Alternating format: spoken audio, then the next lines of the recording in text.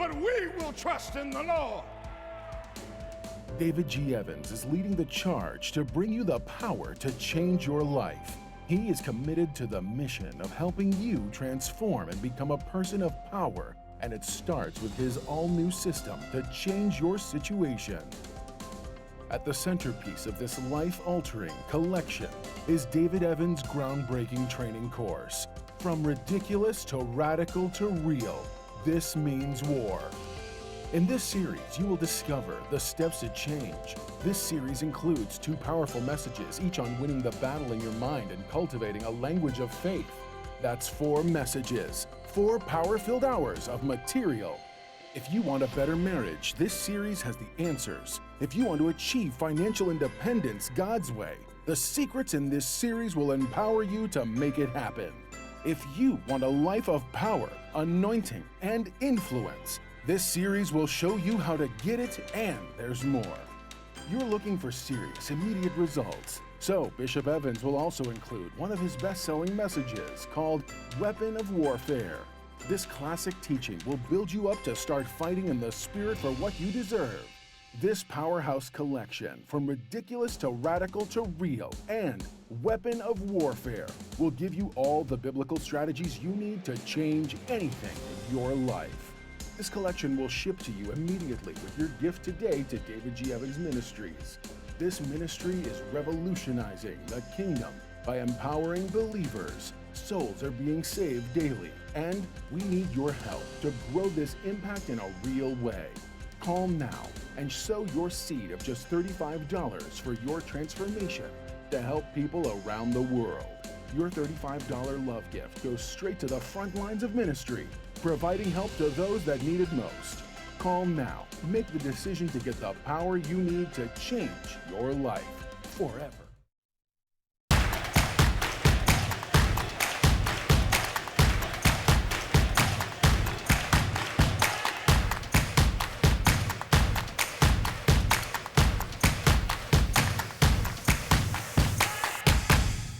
Well, praise the Lord, everybody. Welcome to On Point, the #1 Saturday morning Christian-based call-in talk show in the United States of America. I'm your host, Bishop David G. Evans, and joining me today, a special guest host. Oh, Lord. Oh, my. Bishop Michael. Don't do it, Bishop. Anthony. There you go. Don't do the middle name. From That's right. Pottstown, Pennsylvania. Heart of God Family Worship Center. Hanover Street. Where we do life. There you go. That's my part. That's it. Got it. No notes. I got it down pat. Praise the Lord. Guess I should have preached there 100 times. I Yes, guess I you should have it there. We thank God for you. Well, yeah, just try to add on a little something every now and then. Oh, no, you're doing more than that. Give us a call today, 1-866-743-8267, 1-866-743-8267, 1-866-743-8267. If you can do the letters like I can't, 1-866-74-EVANS. Give us a call to the #1 Saturday morning Christian-based call-in talk show in America. So much stuff going on. Sure. The impeachment hearings, Paula White saying that to disagree with say no to Trump would be saying no to God. And, wow, I didn't know that. Yeah, and then Franklin Graham came out yesterday with something very profound.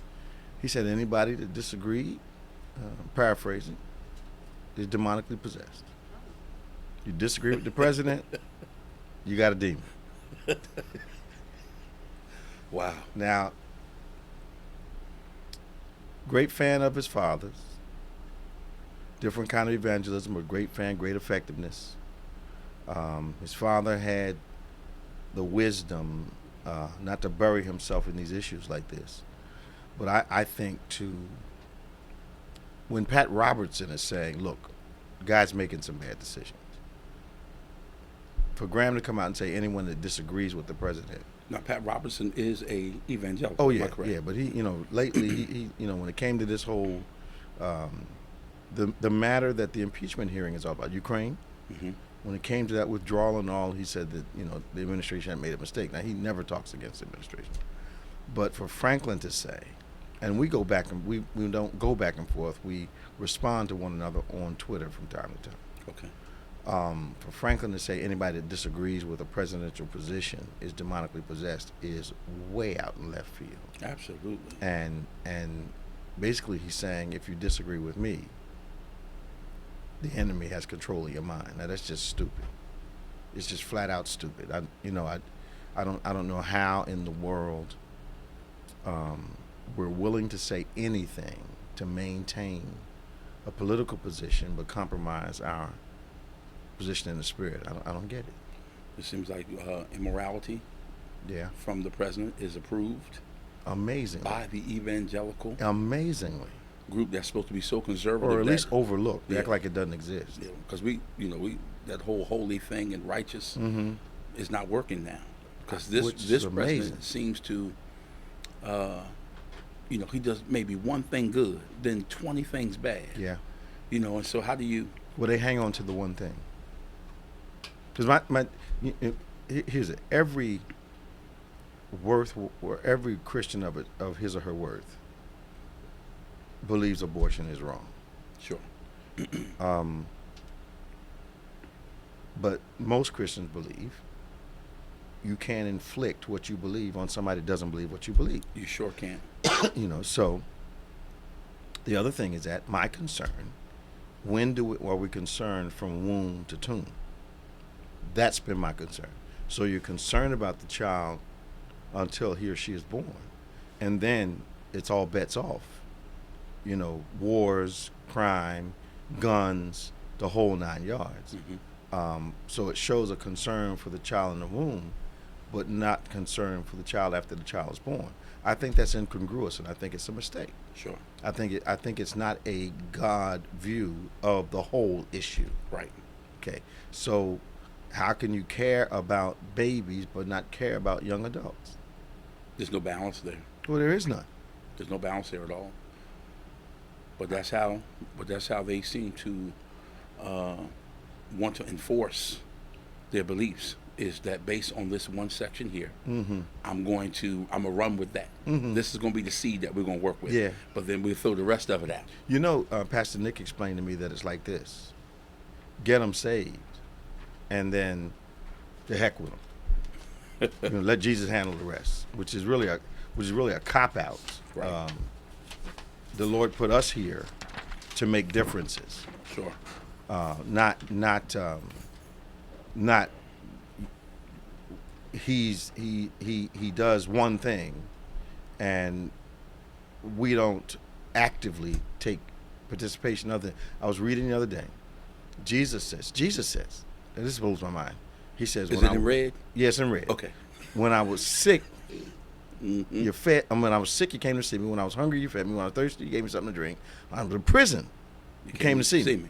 And he calls all those people his brother. Right. So how do we disassociate ourselves as contemporary Christians from what the Lord said out of his mouth? And these groups that Jesus is describing, absolutely, some evangelicals I know think it's not the church's responsibility to help with this, nor the government's. Because I don't believe Christ was just indicting the Pharisees and the Sadducees. I think he was indicting the culture. Right. The governing people, the people that were religious, the whole thing. He says, as such as you've done to the least of these, you've done to me. Sure. So I'm wondering, where do we forget that part of what the Lord said was our mission? That really is the essence of outreach. Well, it seems like we're shifting the mission Okay. from being Christ-centered Mm-hmm. to now looking for the approval of government officials. Mm-hmm. We like that kind of attention. We saw it before in Yeah. Jesus' day, the Pharisees and all Yeah. the other kind of stuff. Yep. They intermingled with the Roman government Mm-hmm. and whatnot. So is that what is meant in that scripture that talks about their dead flies in the ointment? Yeah. You know what I mean? So they're all this is going on right now because we're looking for some kind of some leverage somewhere in government. Mm-hmm. I heard one preacher say that God is neither Democrat nor Republican, Right. And that's true. You know what I mean? So how do we choose sides But that way? My political side is one thing. Evangelicals are making them Republicans. Sure. I'm dismayed. Because what has happened and what I don't like about this whole scenario we're in right now is a silent wedge has been driven between The church. not so much the church, but relationships that I had for Okay. years, or thought I had.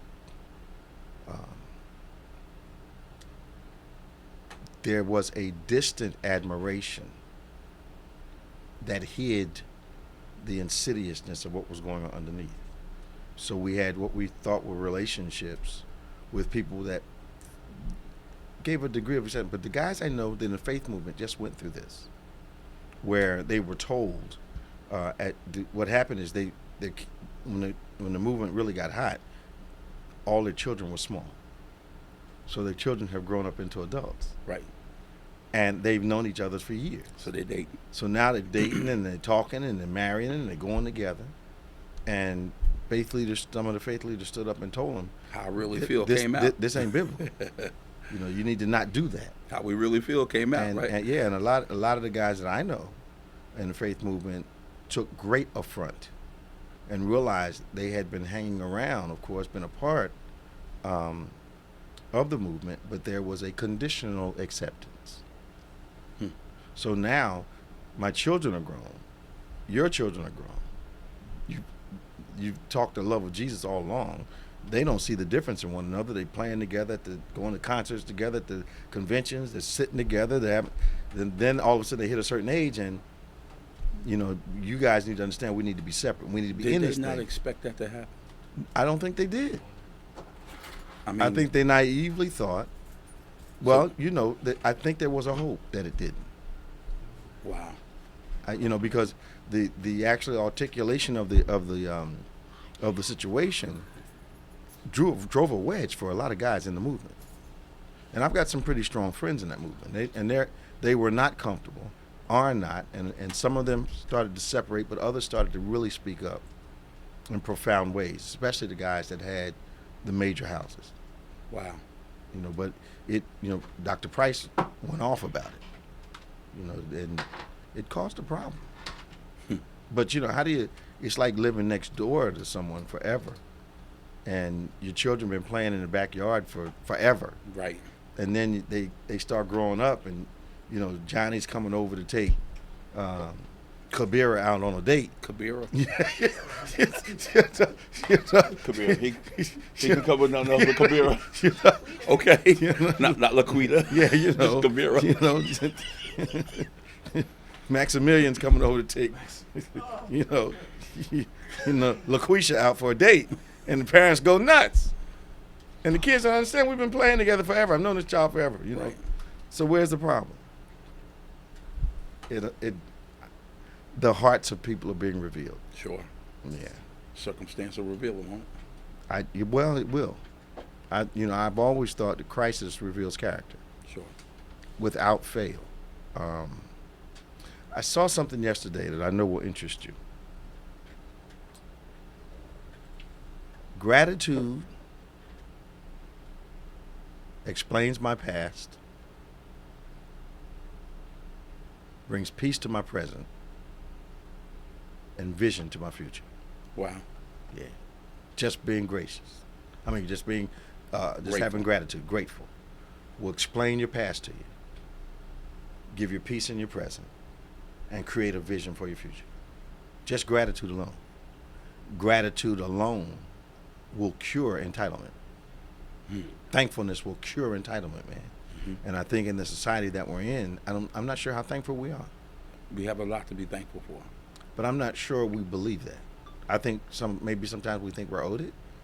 Well, we live with that the brutality of consumerism. When we get to that point, Okay. What we call the brutality of consumerism is that everything is self-centered. I need True. more. True.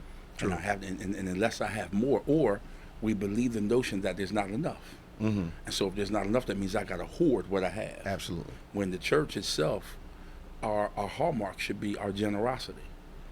Okay. Because Jesus, God sent his only son, that he was very generous with us. Mm-hmm. Grace is generous. Mercy Generosity, yes, it is is. generous. Yes, You know sir. what I mean? So Yeah. a Christian that is selfish, self-centered, It's not Christ-like. It's not Christ-like.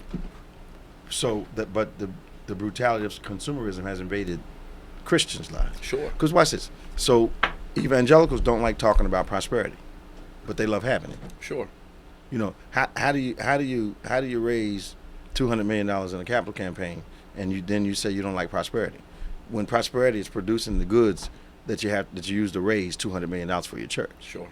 You know, so it's okay. It's okay for it to exist. They just don't want to talk about it. Well, they don't want us to talk about it. Well, they don't talk about it either. Well, they don't want us to talk about it to experience it, but they like having it, of course. Of course. Now, I've had this conversation before, because in my area, of course, there is one of the lowest income areas in all of Pennsylvania. Okay. All right. But you're sitting right next to Montgomery County. Montgomery County is one of the richest counties In the nation. In the nation. Yes, sir. But Pottstown, its borough, is one of the poorest. So Montgomery County doesn't see any incongruity there? Well, the problem is that I don't think we've been as a faith community. I don't think we've been involved enough to be able to pull resources in. So when we start, as it relates to churches and faith-based relationships, we teach Christ, but we don't teach empowerment. Well, and because I believe that what the church has to be wary of, well, not the church, what pastors or leaders have to be wary of is intentionally crossing the invisible lines of culture. Okay. There's some invisible lines there that are very easy to regard but never cross. You have to intentionally reach out. I found in our context, a couple years ago, we had a great prayer meeting here. People came from all over. The majority of folk that were in attendance did not look like us. Okay. So as a result of that, we had another meeting here, and I began to talk about, look, we need to be intentional about this, bringing our churches together. Sent out several invitations, no responses. Called, no responses. So it was enough glory for some of the leaders to have the conversation. To actually input what we were talking about, that was a little too much. It was enough to say, we talked about it, we planned it. And nobody ever said that, but there was no action on it. And we invited folk convocation to teach, church to come over. Why do you think that is, though? Well, I think there was a moment. There was a moment of, we need to do this. But I think at the same time, the meeting that we hosted here was a historic moment for the entire movement of this prayer thing they were doing. Okay. It was they hadn't seen it presented the way we presented. They hadn't had a crowd like that before. It was just cosmetic then. Well, for them, it seemed as though the dimension was troubling for them. Okay. You know, because as we were building to the meeting, there was a pre-type luncheon brunch type of thing, and I remember that. Remember that? Yep.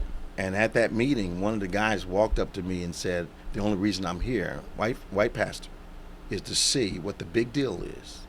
I'm talking about. I said, "Big deal? Yeah, your ministry, and to see if it was actually true." He said that to my face. Wow. You know, so I'm like, "Well, can I walk you around?" Let me take you on the tour. Let me take you on a tour. You know, let me do this. So that day, I took those pastors that were interested. I said, anybody wants to look around, come on. About half a dozen. I took them over and answered every question, and there was skepticism that we actually existed. So the invisible line, this impression that we don't know what we're doing, that we can't do good ministry, that we don't have, it's real. We don't have the excellence that others may have. It's real, and part of that is our fault. Okay. Because you can go to some African American led churches, and we appear not to know what we're doing. For instance, I've been very vocal about this. I see. The Whitney Houston funeral. Okay. The Aretha Franklin funeral.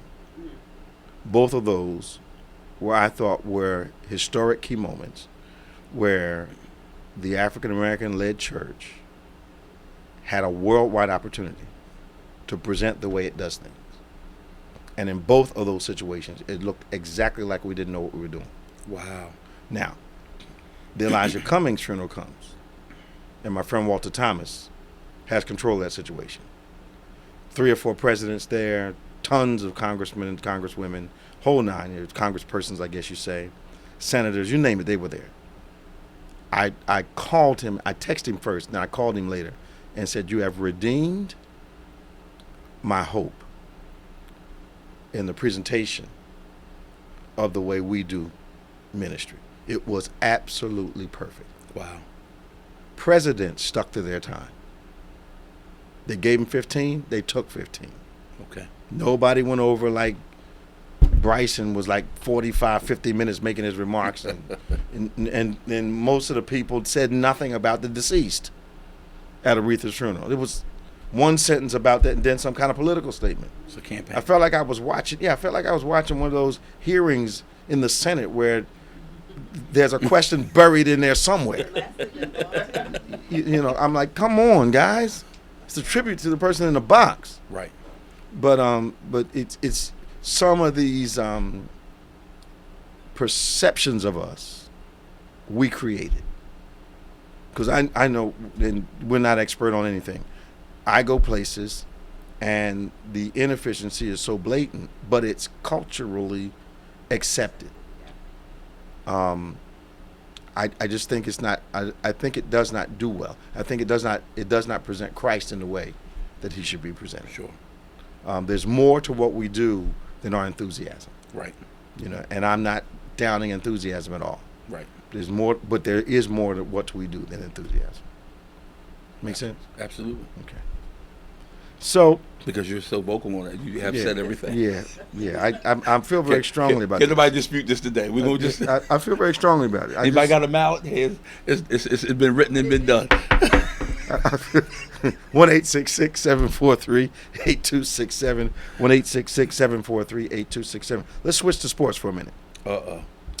I wonder if Lisa Smith is listening anywhere. I think they're down south somewhere. I forget. Is she a Cowboy fan? What state? Yes, she is a vocal, rabid, consistent Cowboy fan that says nothing when they're doing nothing, but has a lot to say when they start winning games. But I got the impression they're 6-6.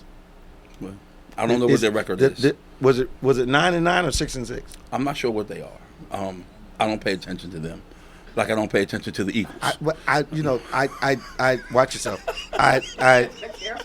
Careful. Careful. Here we go. Careful. You can. That's all right. Nothing can change that. If Crass is not sending you a check, you're wearing that in vain. Oh, here we go. So the Cowboys are in danger of losing their coach. Really? Jerry Jones is saying stuff publicly in his press conferences that, you know, the coaching is the problem. I don't believe the coaching is just the problem.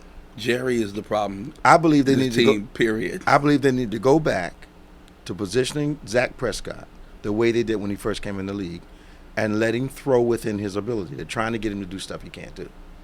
So their offense is not doing well at all.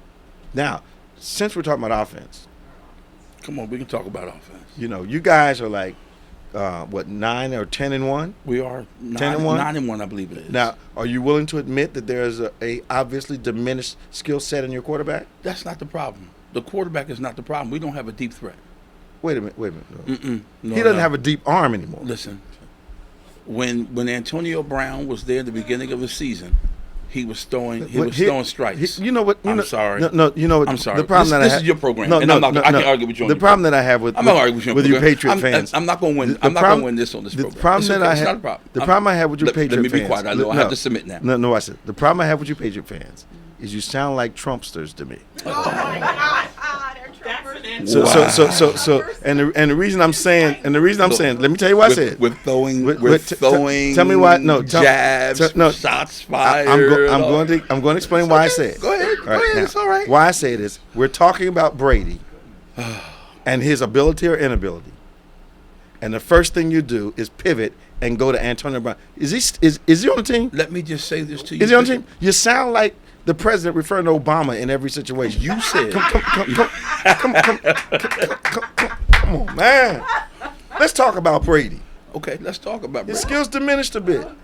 I think what's helping him, defense is doing a wonderful job. But the defense is the and MVP the coach this year. is out-coaching everybody that they play. Well, of course. We have the greatest organization and the greatest coach and the greatest quarterback. Admit to all that. Please admit to all that. The greatest quarterback? Yes. You mean playing right now? Is there one better? Playing right now? Is there one better? Playing right now. Is there one better? Yes. Who? That's playing right now. Who? What? No. Don't go here now. Who is there one better? Ever? You want to do a history lesson? You give me the history lesson in Bishop David G. Evans. Now you're the guy. Now wait a minute. No. Let's do, wait a minute. Let's do a little background. He is now throwing it on me. No, let's do a little background. Because I'm not allowed to talk. Everything you're allowed to talk. You're the guy. Ladies and gentlemen, this is my father, and I will not dispute against him on his own radio show. I realize that I could be in danger of losing someone. No, we won't lose the relationship over this. But there is a problem here. In this situation, I think I need to revive him and get him back to the altar somewhere. This is what makes me have sympathy for Linda. Now, oh my God, she's watching this. This is my problem. You tend, when we're talking about this, to talk about the significance of rings when it's to your advantage. We do have another topic, the Navy. And the insignificance of them when it's not to your advantage. Right? Don't we have to talk about the Navy SEAL? And the insignificance when it's not to your advantage. You tend to talk about rings when it meets your advantage. Another Trump tendency. They don't want to talk now. Okay. Well, I'm not allowed to talk. No, what you mean you're not allowed? Let's talk about Colin Kaepernick. What do you think happened? No, we're gonna go back to Tom Brady. No. You don't want to have. We're going back to Tom Brady. You don't want to have a whole conversation about Brady. You just did, right? You don't have. That's right. That's why you keep your job. You said you couldn't talk. I'm adjusting my conversation so you can talk. All right. We can talk. We can talk about Colin Kaepernick. All right. Let's talk about Colin Kaepernick. Okay. So Tom Brady. I'll stop calling. No. So listen. Colin Kaepernick. All right. My show. Colin Kaepernick. Okay. I have to compare them. No. Don't compare. No. Don't compare. I have to compare. One's playing. One's not playing. Well. And you would compare Brady to someone that wasn't even in the game. But let's not talk about that. Let's not talk about that. Let's talk about Colin Kaepernick. And I got to stop calling him Colin Kaepernick because that's not his name. Colin Kaepernick. Colin. Okay. Now, what do you think happened with him? He made a big mistake. I don't mind him having his own workout, but why didn't he invite the press? And maybe he needed to have some other NFL teams, some teams that may have shown some interest. He had an audience and decided he didn't want to have it there. Yeah. So now they can say we gave him a shot. Yeah. Because they knew when they settled with him that those owners had conspired together not to let him get opportunity to be on the team at all. Why didn't he just have the 25, 30 guys look at him? The world would have been watching. And people would have seen he's better than half the guys that have starting positions right now. I don't know what he was thinking about. I think the whole entitled, I'm going to do it my way, I think he went a little too far. Now, how old is he? 30-something. 30? 32? So he still has something left in the tank. Left. Because like Tom Brady, who's 40-some years old. And can't throw downfield anymore. He still has a lot left in the tank. Needs it. See? Look. He had to go back. Who needs Antonio Brown not to catch a pass, but take a handoff from him? All I'm saying is we do not have a downfield presence. We don't have a speed receiver. Which is why he needs. That's all right. He needs guys to take handoffs. Right. He doesn't need to throw it. We are 9-1. Yeah, and I said yes. Thank you. And I think it's your defense. Our defense is off. Because even Brady is complaining about the offense. Sure. All right, because they ain't doing nothing. Right. And he's the quarterback. Right. Okay, so. Colin Kaepernick, though. Wait a minute. No, you pivoting back. No, you brought it up. Let's talk about Colin Kaepernick. All the years I've known you, you told me that one of the great things about New England is that they can plug anybody in and the system works. Well, our wide receivers have been injured. They got anybody's there. We've had a lot of injury, and they have just come back over the last 2 weeks. But that excuse doesn't work for everybody else. Well, we'll see what happens this week. We play. They can't even cheat and win. That's pretty bad. All right. But Colin Kaepernick. They got the greatest coach, I think, almost in NFL history. And the greatest quarterback. They go together. No, not necessarily. How many times have you been to the Super Bowl? I think you've been a lot. I think you've been a lot. Well, y'all said we cheated. Okay. Yeah, but you don't think you did?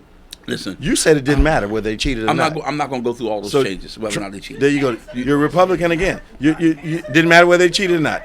So all of a sudden, ethics doesn't matter to you in football. Ethics does matter to me in football. No, you said it didn't matter whether they cheated or not. Listen, did they take the Super Bowls from them? Players win games. Don't get me started about the ownership. Players win games. Don't. We don't want to talk about the ownership. Open ownership. Listen, I'm not going to defend this. I'm not going to defend this behavior. No. That's a setup. Let's go back to Colin Kaepernick. Exit stays right. Oh God. No, Mr. Kraft. No, sir. So what do you think about this forgiving student debt? Some people are speculating it would boost the economy. Well, I don't agree. you don't agree? No. I'll tell you why I don't agree. know. I'll tell you why I don't agree. The companies, whoever is being paid, is going to experience a problem if they're not getting paid. Mm-hmm. The government is not saying they're going to pay the debt for them, are they? No. They just expect whoever is owed to let it go. Just going to forgive it. So if we let it go, does that not increase the debt of the country? Sure. Or am I looking at it incorrectly? Well, I think it has to start at how much education costs, period. Well, you got a point You know there. what I mean? And, how much, the student loans and stuff like that are outrageous. You're talking about a house payment. You're talking about a small mortgage, man. Monthly, right? $1,200 a month. Is that how much they're paying? Man, I got a son who's went to a private school, and he is paying and got a $100,000 scholarship over 4 years, but still is paying right now $1,200 a month. For how long? Listen, I'm trying to get him out the house right now. He can't afford to go nowhere. But for me, I have a personal bias here. For me, if they forgive it, I can get him out. Because I thought it was supposed to happen in November, and here I am, great hit December, and he's still there. I thought you said his mother was watching. I don't care if she's watching or not. I got plans for the room. I got the paint. I got the stuff I want to put in there. I just thought maybe, look, I thought he was leaving. Now give it 2 more times. Glory, please, Father, do something.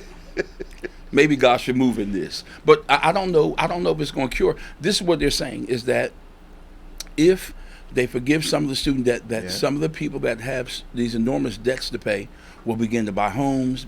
It will spur some kind of spending spree or whatever. Okay. But we spending money anyway. That normally does not flow out the way they predict. Not everybody is going to do something. I think okay, maybe somebody goes out and buys a car, people buy clothing. I get that would stimulate, quote unquote, the economy. But does it help the consciousness of the country that I just don't need to pay this because I might not have to pay it? Is it helping young people develop into responsibility, or are we living at home forever? Well, because it seems to be a millennial acceptance that I'm going to be at home till I'm 40. no, they can't be home till they're 40. No. No, that's not God anywhere. You can't feel the Lord in that? The Lord is not moving in that. I'm giving opportunity for you to get yourself together. Yes. I think you have to, because you have to deal with what you have to deal with. You have to reposition yourself financially. I get it. And you have to go and get what you can afford. Mm-hmm. You know what I mean? But I don't know that the forgiveness thing is going to work, because I think the root, once again, all we're doing is putting the Band-Aid on the thing that we really need to go and solve. True. You know what I mean? So you're saying that's the cost of education. The cost of education. Now, do you think community college ought to be free to people that want to go to community college? Well, and then who's going to pay for that? Well, the whole problem is I don't understand who's going to pay for that. Well, debt has to be put in place for those things to happen. I mean, because the people our giving community colleges participating have to. Yeah. Do they get state funds? Well, the state's going to have to support that. So that means budgets goes up in the state, and watch what happens. And that means taxes have to go up. So these ideas are great, but they must be paid for because there's no new money. Well, we just had discussion downstairs about fair funding. Okay.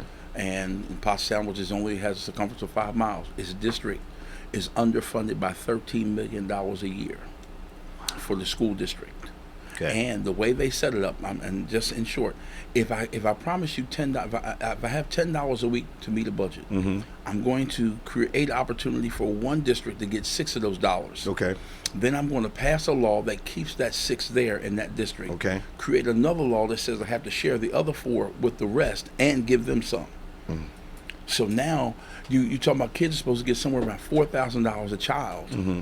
in a little small town. But the issue now is we're short $13 million, which means they want to raise taxes. This would certainly keep taxes low. This would call people to want to move into the city. This will help us as it relates to revenue and so forth and so on. But we can't do that because it's $13 million a year. Not $1 million, not 2, but $13 million. I know of a municipality that did not decrease significantly the violence in the city so that the allotment per child could stay at about $16,000 instead of being $12,000. Wow. And when they got a principal who actually had the kids come into school, violence was decreased in the school. All the right things. Grades started going up. Test scores started skyrocketing. They set him up for a scandal to get him out of the school so they wouldn't lose the extra $4,000 a student. Oh, I'm not talking about what I heard. I'm talking about what I know. Wow. So they wouldn't lose. So they his would- success was a problem. Yes, sir. Or her. They need for the situation to say is dire so they can get the money they've been getting. Now you're talking about a system where some students don't have books. Oh, yeah. Oh, yeah. Wow. Oh, yeah. The only reason I know about it is I was involved on the tail end with the individuals who were a part of the setup because they were offered jobs in the city. So they helped set the young man up so they could get jobs. But it all came out, and one of the shepherds in the city, we got together and started talking about how to do it, how to manage it. But it was real.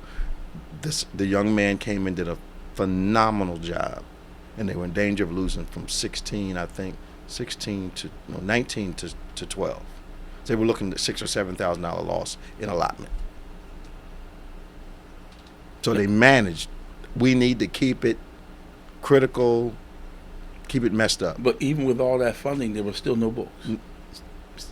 Looked like the schools weren't getting any money at all. So who's getting the money? Who do you think? Okay. Okay. They drive in it. They live in it. So then what you do? You create a charter school, and the allotment comes to you.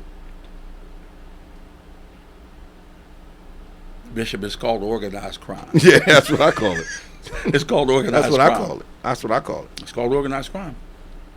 So they say the Navy Secretary resigned or got fired because he had issue with the president undoing a rule for a guy that took a picture with somebody killed in Afghanistan. And so it's a rule then. It was a rule. That's the law. You're not supposed to do that. Okay. Then he was supposed to get what he was supposed to get. It's not like you went to Africa and shot a lion and you got your foot up on the lion's back. Here's my problem: is this president has no military background. None.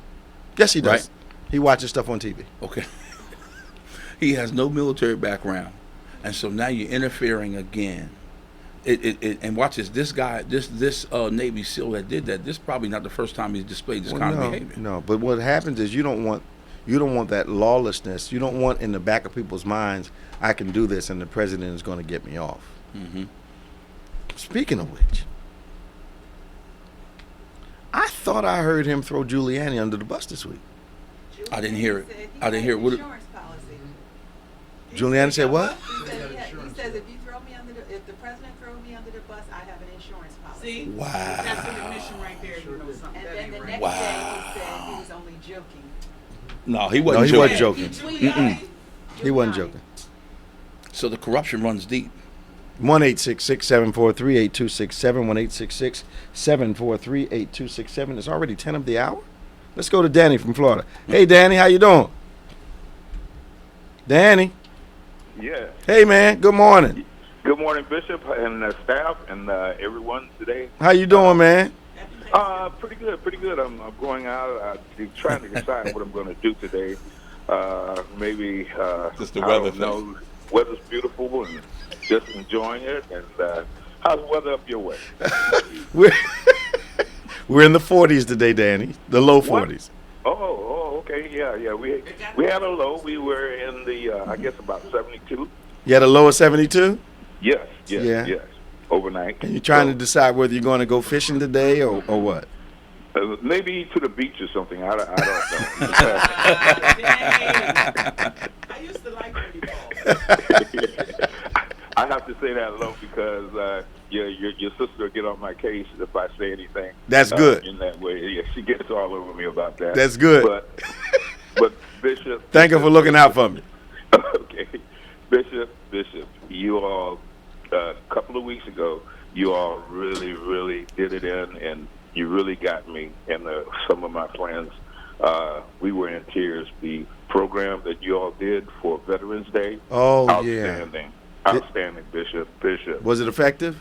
Oh man, I was in tears, really, Wow. because no one ever does anything. The people talk, but no one goes, to actually show. Okay. And I mean, the whole church, everything from the dancing, the music, the sermon, everything was just outstanding. And once again, I thank you all for remembering and doing that. You some people don't know how much it means to veterans when they're acknowledged like that. Okay. And I often wondered. I said, and I talk about this with my friends. I said, I don't know how Bishop, he knows how to with veterans, he knows how to talk with us. And I said, I used to think that he was a veteran, but he said that he's not. But No. I get that feeling that you are. But No. then when I saw the amount of veterans that you have in the congregation, I said, okay, I get it. Yeah. I get it. And you have a way of getting us to talk when you say, well, I want to ask you this, but you don't have to answer if you don't want to. But tell me this, and you feel relaxed. You say, okay, let me go ahead. But I always thought that you were a veteran, but No. now I know how you get the expertise of knowing how to deal with it. So I didn't know. God bless you. I didn't know how poignant a moment it was until a couple of my, really hard guys were in tears on the altar. It was very moving. I thought the Lord really, really, really guided us, and we do something every year, but it just felt different this time. God bless you. Yeah, I'm man. telling you. So what else going on down there, man? Work good? Well, I'm watching, the political things that are happening. I see someone now wants to change their location, their citizenship to Florida now, and Yeah, the president, but he can't outrun the law, so he can move. He can move to Timbuktu if he wants to. They coming to get him. so it's just something else how they maneuver and do different things. And Yeah. I didn't see why they were trying to get a different person here as far as in charge of the election in the county that I'm in, which is Broward. Okay. And also a new sheriff. Now it comes to light. Okay, they're trying to change the scenery. They're trying to change the looks of the area. And Is Broward where he's coming? No, he's going to Palm Beach. Okay. hmm Okay. Which is the county north of us. Okay. Unbelievable stuff, man. I just, I'm Pastor Anthony and I were basically talking about those of us that are in ministry who have decided that our the integrity of the ministry is worth less than a seat at the table. Well, That's basically what we're seeing. hmm They used to hate Paula White. They called her a heretic. uh-huh. And now she's, the head of whatever, and Jeffers and all those guys are publicly acting like they support her. I know privately they still don't. hmm But they're acting like, she's the best thing since sliced bread. And a lot of the guys that we know and have been here to preach, who were really cursed by evangelicals, are now accepted because of a political position. How do you just throw away what you say you believed and what you said was biblical all these years, and all of a sudden that same person is acceptable? When did they stop? I know I've said it 1,000 times. If Barack Obama has showed up on a national political platform Yeah. with 3 baby mamas, hmm watch this, 7 kids from them baby mamas, and the transitional woman on the stage at the same time. Transitional. The transitional one. 'Cause the one he was going with was standing next to all 3 transitional women on the platform. Did that make sense, right?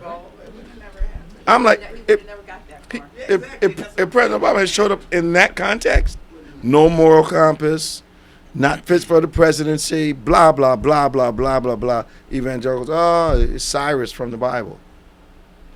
Yeah. And he couldn't even wear a different suit. You know, the The color. biggest crime he had was having a bracket at the NCAAs on the blackboard at the White House in a tan suit. Come on, man. I tell you, my sister doing all right? Yes, she's blessed, and she is, singing along with the choir now. You know, and Good. she loves the selection, the music, and the entire program. Good. And she didn't say too much on Veterans Day to me, but she got the drift of what was going on as far as I was concerned. Wonderful. But once again, Bethany, I really thank you all, and God bless you. You may not know, but so many people are touched by what's going on, and just convey that to the congregation how much we appreciate that. I thank you, Danny. Okay. I hope to see you soon, man. Okay, we'll do. All right. You, let me know when you're coming back this way. I will, man. All right. Bye-bye. Bye-bye. Now, I was talking to Bishop Sharoni yesterday. Okay. And we were talking about how the culture has become a culture of specialists. In that, you major in one thing in college, you can only do this one profession, blah, blah, blah. And I happened to bring up to him, I said, when I was coming through, they said the liberal arts education was the most complete education you could get because it prepared you to do more than one thing. Okay. He said there is now discussions about the reemergence of the liberal arts curriculum in colleges because they realize they're turning out people that can only do one thing, and they can't, they're not versatile. Wow. So he said this liberal arts thing is coming back. Let's talk to Walter before we go. Hey, Walter, we got 1 or 2 minutes. How you doing? I am well, sir. How are you? We're doing great. Welcome. Welcome. Thank you. Happy holidays to everyone. Same to you, man. What's happening out there in Dayton, man? I know some folk from Dayton. I know you do. You mention that from time to time in your sermon. Yeah, man. I have a question. Maybe I have an observation. Okay. Isn't a part of this how they clinging to Trump the same way that they cling to Nixon to get over the try to minimize the effect of Martin Luther King? Absolutely. Has Franklin learned from his? He can't learn from his father's mistake. His ministry suffered for decades after everything came out about Nixon. Mm-hmm. And for our Patriots fans, Yep. Yes, the O-line suffers, but Brady's quarterback skills have eroded. And the last thing is, I've coached tennis. I hope you see my in face. college. You did what And now? I've coached tennis in college. Okay. And quite a few of my players went to medical school. Okay. And some of them were on student loans, some of them doing whatever to get there. Some of the interest rates on these loans, it's not the loan, it's the interest rate. Really? Some of these kids I'm like, it's more than what I paid for my first house. Wow. The interest rate was higher.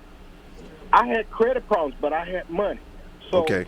when they signed it over, well, we won't want money, but we'll let your wife sign for the house. One of those deals. Yeah. And I looked at the interest rate. They told me, well, in a couple of years we can refinance and get it back down. I'm looking at the same paperwork that these kids are paying for undergrad and graduate school. Mm-hmm. The interest rate is what's killing them. That's why it takes 20 years. I didn't realize the interest was that high on those loans. Oh yeah. Remember when Obama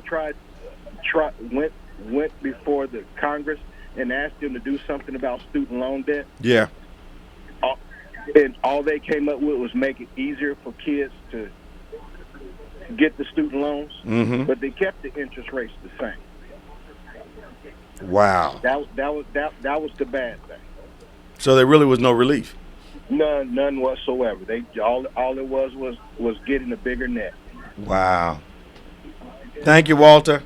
That was Y'all some good take care, information, man. Have a good day tomorrow. You too. Bye-bye now. Well, Bishop Michael Anthony, thanks for joining me today. It's my pleasure, Bishop David G. Evans. We have time, right? What? My thing says 10:05. I don't know what you're looking at. It's 9:52. Oh my! I'm looking at the screen. I thought we were done. That screen gets plugged in once a week. Okay. Well, then we ought to adjust the time so your pastor's not making I didn't know you look like you can't tell time. Look, I'm talking like I'm using a sundial up in here. Very, very imprecise. So you know your countdown person always gives you the count. I just, I'm just trying to say. So, all right, man. Now, Microsoft experiments for a 4-day work week, and productivity jumps by 40%. Makes sense to me. Got some people got some time off Friday, Saturday, and Sunday. I'm all right with that. Can we get that in the school district? I've known some folks that work a 4-day week, but they work, 10 hours a day? Mm-hmm. Yeah, and they have but it shifts. Okay. Sometimes they work Monday through Thursday, Tuesday through Friday, that type of thing. So 40%, that's something. Now, does Microsoft have? I wonder what their worker percentage is of older and younger, and I wonder how bad it was for it to go up 40%. I think they have a younger. Me too. A younger group, right? Yeah. I mean, maybe the younger group can't stay focused for 5 days. I mean, listen, they have a short attention span. Well, I have to agree with you because 5 days is too much for them. I've talked to a few people working in companies, and they don't like the fact the job expects them to do something. Serious business. Mm-hmm. It's too structured. Most of them are not on time. They don't want. I need a flexible time to come in. I need 5 flex time minutes to go. late is okay. Flex time to go home. When I get here, I need to have my coffee and I need to do my atmospheric reading and all this other stuff before I start doing my work. And then we need a place where we can roller skate in the building and Check social media. Yeah, I got to do my social media stuff, and you're interrupting my flow, asking me to work. But when are we getting a raise? Right. They don't work hard at all. You're right.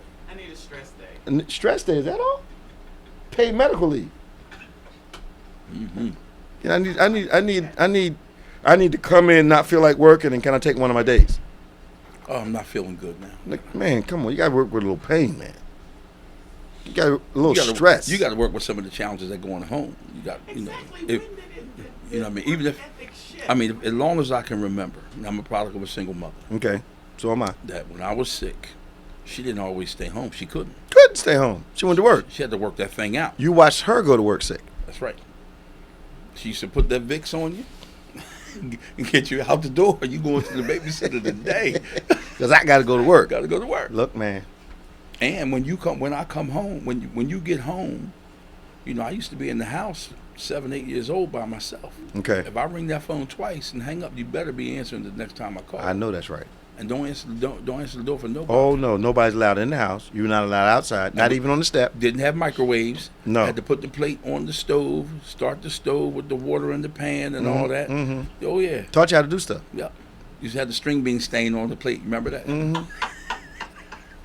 Some of them don't know what I'm talking No, about. they have no idea. Yeah, that was real living right there. Yeah, they don't know. They don't know. Yeah, y'all look at Jeff's face, poor baby. I had to make lunch and stuff for my brother, man. I wasn't but 6 years older than him. I'm taking care of that dude. Listen, liver-wish sandwiches. I don't even eat liver-wish anymore. That's how I'm about Spam Don't do it. and hot dogs. Lord have mercy. I'm sorry. I'm sorry. I haven't had it since I've been grown. not Back when in the day, it was good. I didn't think it was good because I had it with everything. You better come home with that brown bag at least 3 days in a row, or you didn't get a new one. I had Spam every conceivable way. One used lunch bag because she used wax paper. I remember wax paper. Remember wax paper? Yes. I remember wax paper. Wax paper worked. Yeah. I was talking to somebody the other day. We were reminiscing about 25 cents a gallon for gas. Wow. 25 cents. You could fill your car for like $10, $8, $6, depending. I remember it being like 19 cents one time. Wow. It was amazing. Now when I go, I don't even look at the pump anymore. I just put it in. It's too much of a cultural shock for me. I remember when I used to pay 19 cents a gallon. It's like, wow. A lot of money now. Doc. And they used to have those 26-gallon tanks. You fill that boy up for what? $14 from E? Mm-mm. And then ride all week long. Now, A lot of block riding going on. Doc. What's the gas thing? Shoot, I paid $3 some odd cent the other night. I just happened to look. I looked away quickly. Put it in there. Yeah, just go ahead and put it in, man. It's just, I think it'll take this amount. Just go ahead. I know when my needle says it's time to only put $40 in. Yep. As soon as it gets there, just fill it up. Yep. 40. Yep. That's how. Not I have to look. time it out. And every now and then when they change the price, my estimation just a little off. I just you don't quite get to the line. But we like to come to Jersey because Yeah, gas plus- is a lot cheaper here. and we pump for you. Yes. You got to pump your own gas in Got to Pennsylvania. pump your own gas and everything. Every state except for 2. And it's higher. Folk come over here to get gas, man. Absolutely. Every state except for I'll 2. pay $5 to get over the bridge just to get gas. Just get some gas. That's amazing to me. That's amazing to me. How things have gotten better, but they've gotten tougher. We got 1 minute, man. Thanks, Anthony. Bishop, thank you for letting me come on. No, again. man, it was wonderful, man. Time went so fast. Thank you so much for the opportunity. No, man. Heart of God's doing some things tomorrow, I'm sure. Absolutely. We got one service in the morning, 10 a.m. Okay. We got a guest at 6 o'clock coming in from Tennessee. Magnificent man of God coming tomorrow night. Okay. Unbelievable. So we're looking forward to it. You got 2 services tomorrow, one. Just one. One, what time? At 11 a.m. Hanover Street, right? Hanover Street. Heart of God. 201 North Hanover. North Hanover. Street. Yes. Heart of God. Family Worship Family Worship Center. Center. Where we do life. Yes, sir. I understand. Can't make it to Pottstown? Come to Lindenwold so you can be transformed one at a time. We got going on. I'm Bishop David J. Evans. Bishop Michael Anthony. Lord have mercy. Faith acts like a thing is so even when it's not so, that it might be so. God bless you. We'll see you next time. Bye-bye.